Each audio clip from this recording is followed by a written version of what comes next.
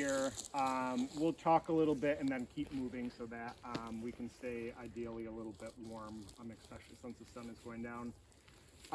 So a little bit about me. I'm a stewardship specialist for state parks. I've been with the state for about 4 years now, but prior to that, I've worked for nonprofits. I've worked for Soil and Water.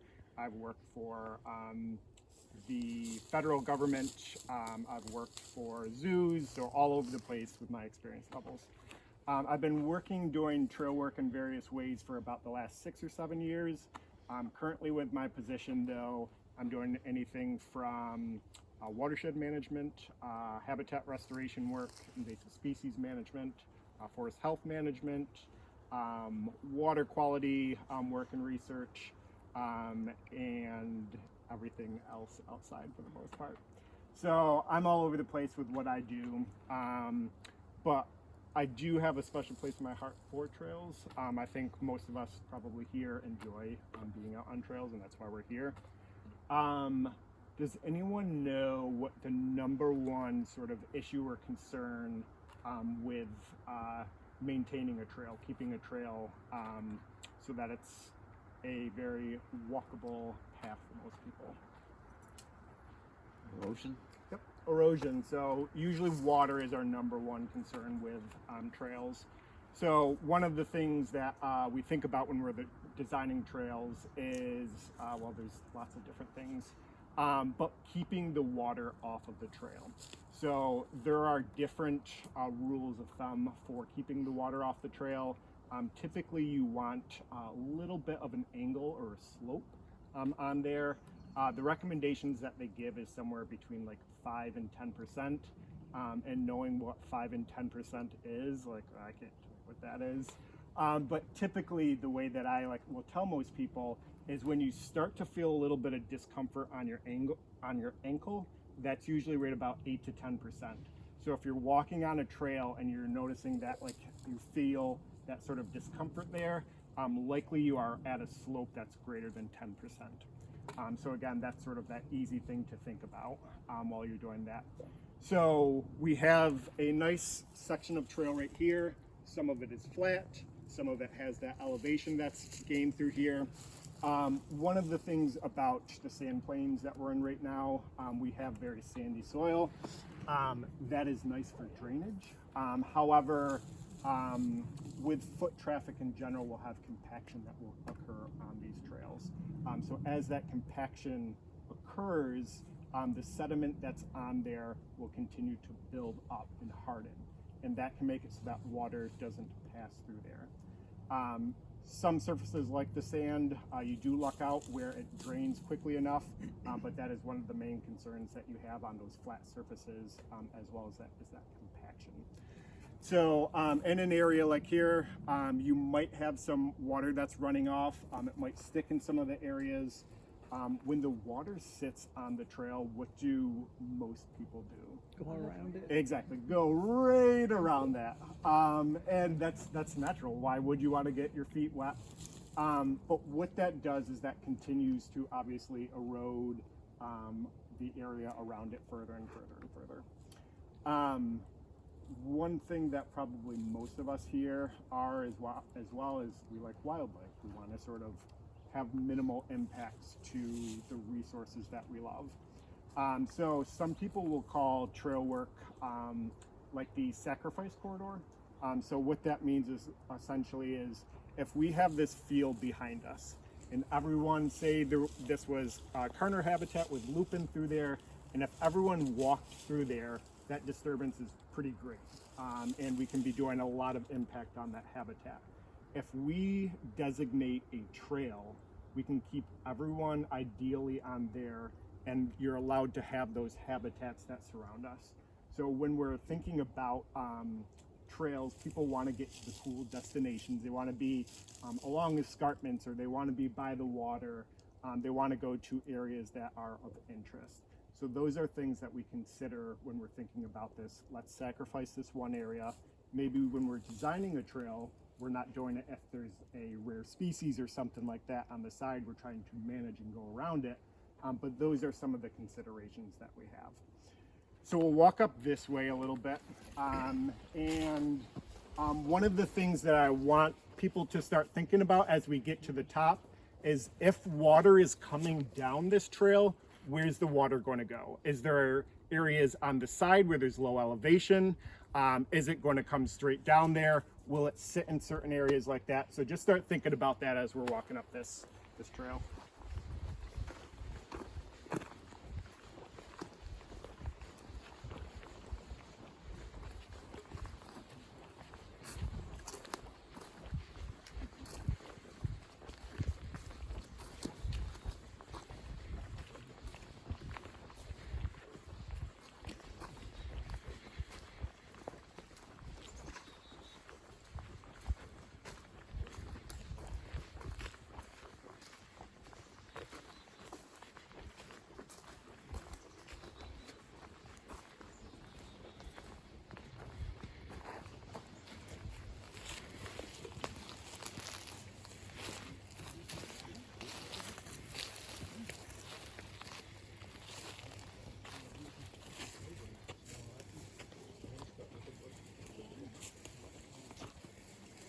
So where do we think the water would go on this trail specifically?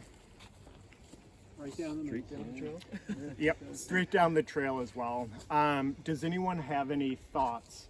If you were to come in here, and if you don't have any experience or don't know what you would do, I still welcome any thoughts as we're going through the thought process for sort of redesigning this if we knew this was getting wet. So this is a part of the trail that we had continued to monitor over time and see what was.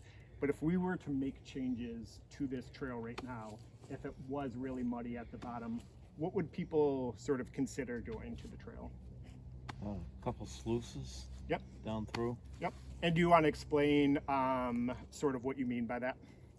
I think everybody knows what they are if they've been out hiking, but usually it's at about a 40-degree angle to the direction of the trail, and it runs water off the trail and into an area where it can disperse some. Absolutely. Did you have something else? Yeah, something that would similar to what this gentleman was mentioning, where there are, let's say, some logs, minimum 4 inches, very hard wood, angled, possibly even backfilled with a little bit of gravel, and it angles the water off so that water doesn't pool up or cause erosion. Absolutely. No, those are great observations and great thoughts. Anyone else? So yeah, those are great solutions to getting the water off of the trail. So as it was mentioned as well, the type of material, so you would want to excavate a little bit and you'd want to cut into one of the sides of the slope there. That way the water can leave the trail, has a place to go. There's all different types of material that you can use. You can use logs, like was mentioned, and it was also mentioned with stone underneath there. What the stone underneath there would do, potentially if you have like number 2 gravel, which is usually about the size of this roughly, that will help so that the water can filtrate through the ground table a little bit. So you would excavate even deeper than that, 6 inches or whatever you wanted, and just put in a bunch of the number 2 gravel. You can also put in stone. They have stone water bars, they call them as well. What's a possible concern with using a log for a water bar through there? Any thoughts? Yeah. I've had this experience. If it's a bare log and it's devoid of bark and it's wet, it's a hazard. Yep. So that's a great point with there as well. Slippery, as people are going up and down that trail, that's definitely a hazard. Any other thoughts? Right. Exactly. Yep. Rod is a big one. Did you? It also just blocks people from walking on the trail. Yep. So great things all around with that. Wood is obviously going to rot at some point in time. Even if you are using pressure treated wood, that still has a shelf life. So with everything that we talk about with trail, there's maintenance involved.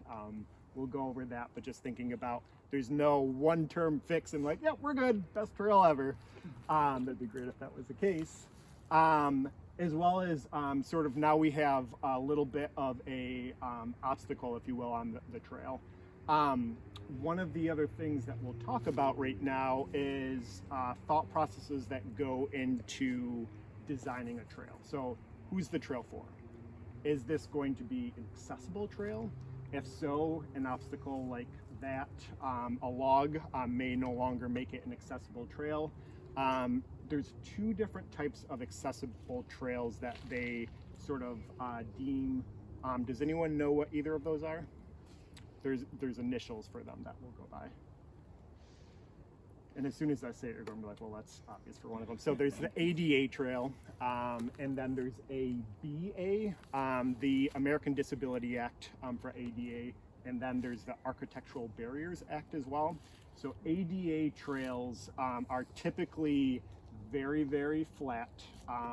They're allowed to have sections of rise, but those sections of rise can no longer or can not be greater than certain stretches that have elevation gain. To keep it sort of simple, there's just a requirement that they have there. So obviously you can't go up. To keep those trails accessible for long term, obviously in the winters that we have, the ground freezes, the ground shifts, things like that. We have that freeze-thaw cycle. What happens to the blacktop to the roads here over time in the winters? They're moving, they're shifting. We've all run over too many potholes than we'd probably like to admit. That's going to happen as well if you're paving a path as an accessible trail. So again, we're talking about that long-term maintenance. The ABA is a different standard that you can have accessible guidelines for, and some of them allow you to have rises. They allow you to have rocks in them. They basically, what you do with the ABA trails is more of language that you use when you're giving that information to the public, so they know what type of ABA style of trail. Other users that might use a trail. Horses? Yes, equestrian use. Yep. So designing a trail for ADA versus an equestrian user is going to be very different. An equestrian user versus a hiker. Any other thoughts of users of Cyclists. Cyclists, yep. So both cross country and mountain biking. Anything else? Skis. Yep. Cross country skis, snowshoes, any of those? Yep. Anything else? Birding trails. Sorry, what was that? Birding. Yep, birding trails. Yep. So that's a user group. If you have someone on a mountain bike or maybe an equestrian user, they may not be great when you try to go out for a birding experience. Other ones as well, snowmobile trails, and then also trails for canoe access and kayaking access, so water trails. So there's all sorts of different trails that are out there, different users that are going to be out there. Again, the birders versus someone that's just out for a hike, someone that wants a short loop, someone that wants to hike through multiple states. So there's lots and lots of considerations when it comes to building and designing the trails that you have. Other things that are worth mentioning, we'll actually go up to this sign, get moving a little bit, and then talk about signage and things like that with the trails. Does anyone have any immediate questions? Perfect. Sweet.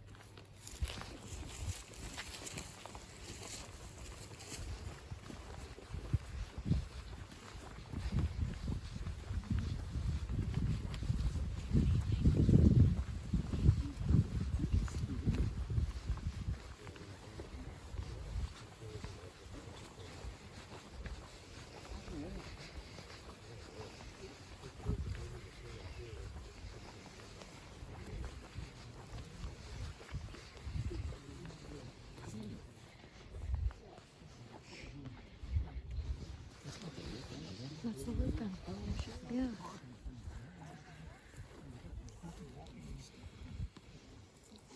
Absolutely, take all the pictures. We had these start to bloom this week in Saratoga Spa State Park where I'm at. So it's super exciting and obviously super beautiful. So as people are sort of taking pictures and things like that, I'm wanted to talk about signage. So there's all sorts of considerations that we have for signage. Who's gone on a hike where they've seen where it's either easy, medium, or hard? probably a lot of people, right? So what's easy, what's medium, and what's hard? That is at the discretion of everyone who is sort of looking at it. There's no definition that clearly states what is easy, medium, or hard.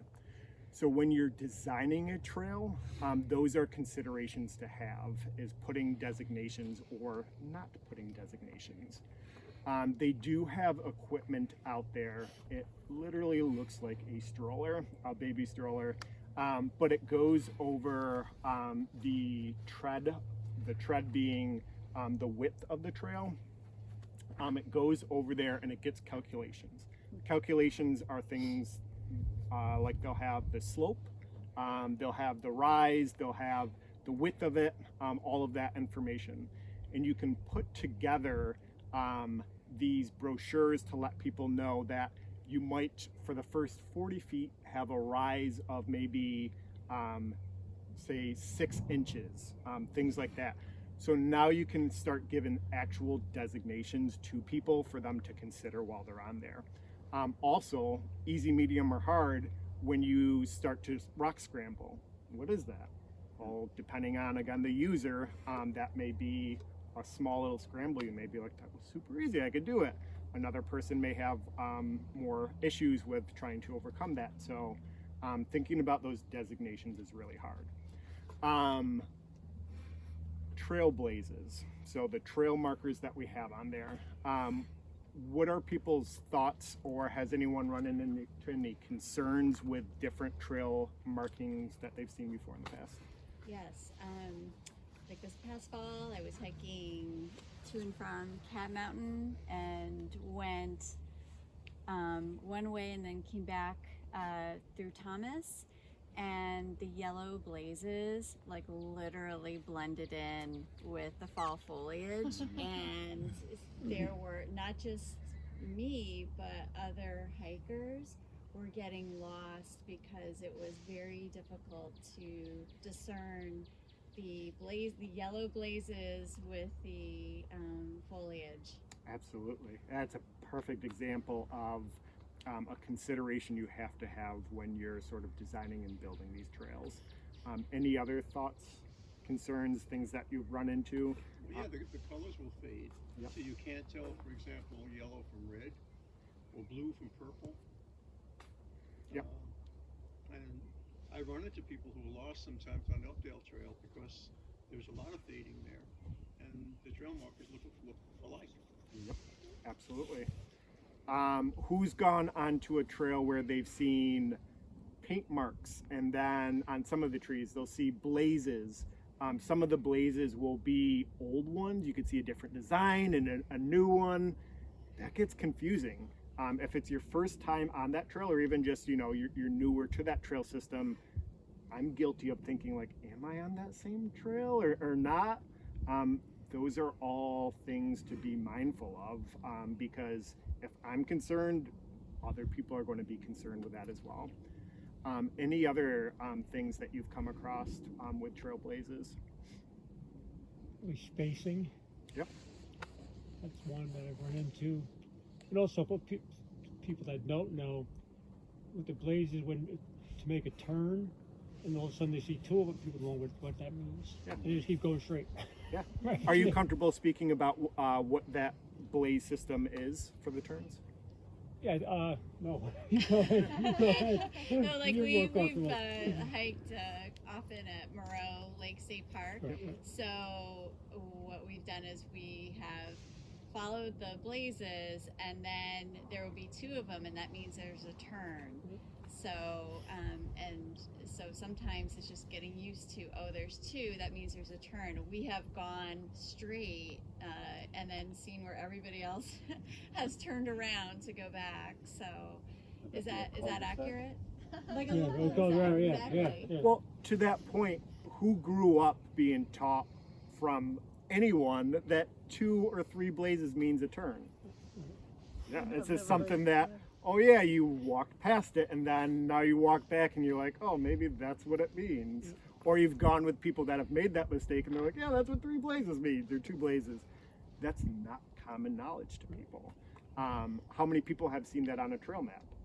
I haven't. So those sorts of things with the blazes, again, you're expecting a certain level of experience for a hiker that's on there. That's not fair to anyone that wants to go out and just enjoy what we have in all of these beautiful areas.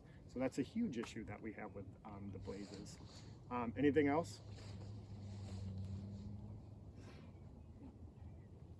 And also to that point as well, I've seen some people use arrows for that as well, which is helpful. Like I think most people know what an arrow is. I've also seen the cairns that people like put stones together and stack them up. That's gotten confusing to so many people. And you'll have that path that people walk, so it clearly looks like a trail now as well. So those are all very confusing things. The white blazes during the winter time as well, that's another one that can be a concern. Colorblind people as well. If you're using different colors that is not completely noticeable or differential for that user group, that's something to be aware of. Does anyone have any thoughts or considerations that they would have for the color system for trails? Like you could do this one thing. Yep, shapes, that's a great one. Anything else? Joe? Has anyone ever used glow-in-the-dark paint for blazes?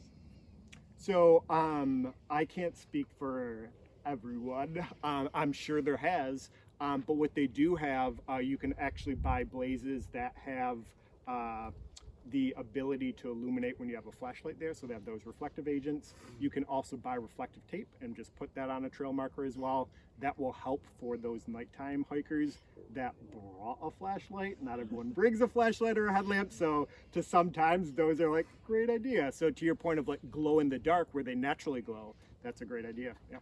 I've seen hunters use reflective tacks. Yep.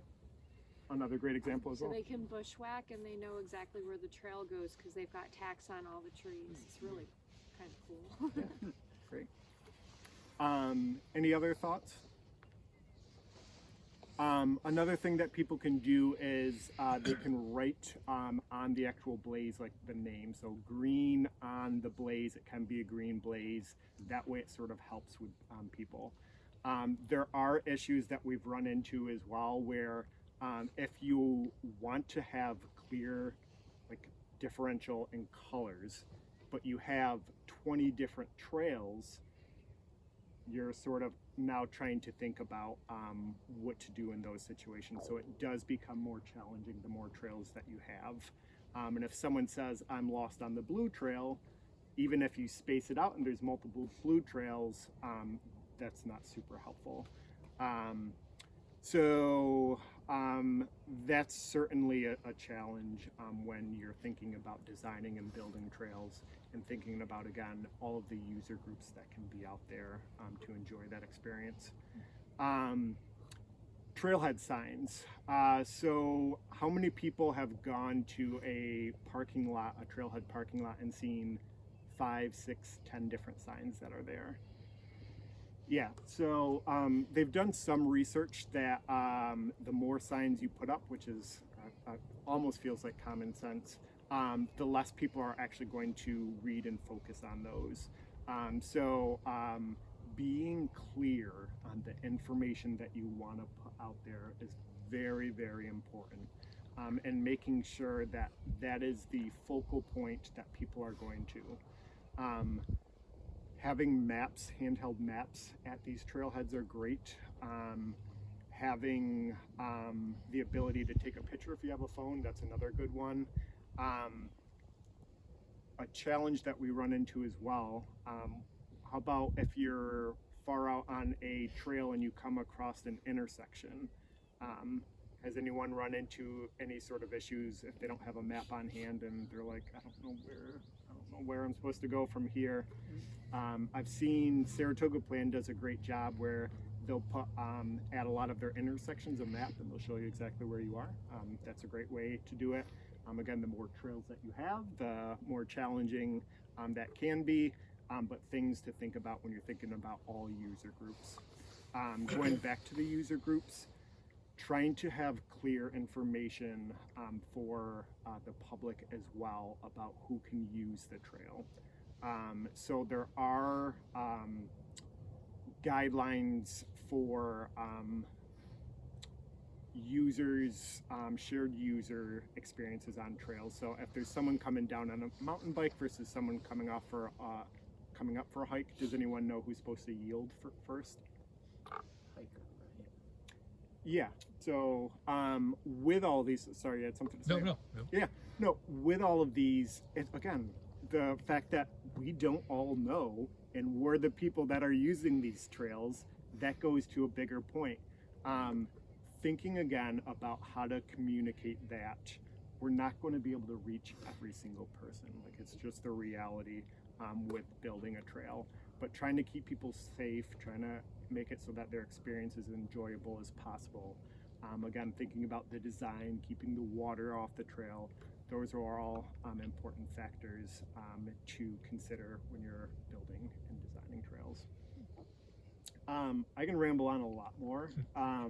Does anyone have any questions or anything that they want to sort of talk about? I do want to be mindful with time. I'm just curious. Yeah. When you see a trail such as this one, does your brain go to analyzing what are the pros, what are the Absolutely. opportunities for improvement? Yes, it absolutely does. I was a good experience of that as well. I was down in the Smokies maybe about 6 weeks ago hiking around, and I came across this group of 10 guys that were on a bachelor party, and they were, come to find out, like 8+ miles away from where they had parked, and they were just like, we don't know where we are. And so they're like, can we like walk with you, and can you bring us back? But walking with them, I was talking to them about the trail design, and we were probably 6 miles up, and knowing as well certain trails, like if you have stone steps, things like that, how do you get a stone up there? Sometimes people will look to see what's around. Some places is great. If you're working in a sand plain like this, where's your big stone? You're probably going to be looking around for a while, or you're going to be bringing them in.